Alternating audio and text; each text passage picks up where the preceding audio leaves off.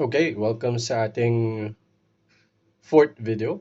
So, last video pinag-usapan natin yung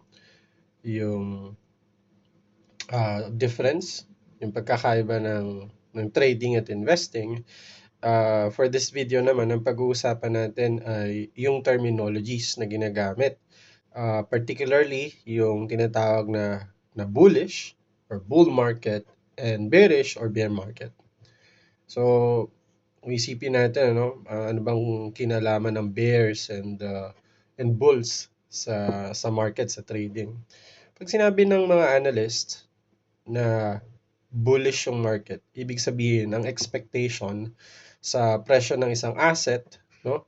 Kahit ano pa yan, kahit stock yan, cryptocurrency or commodity, ang expectation ay tataas yung presyo. So positive outlook kapag sinabing bullish.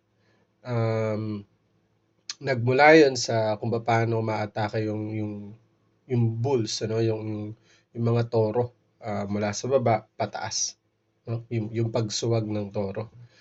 'Pag naman sinabi ng mga analyst na bearish, 'no, bear market na, ibig sabihin ang expectation ay negative.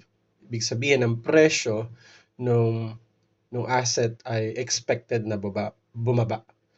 Nakuha naman 'yun sa kung paano umaatake ang bears mula sa taas, nag-swipe sila pababa. So, again, ang diferensya, no, ng bullish at bearish. Kapag bullish, ang expectation tataas yung presyo.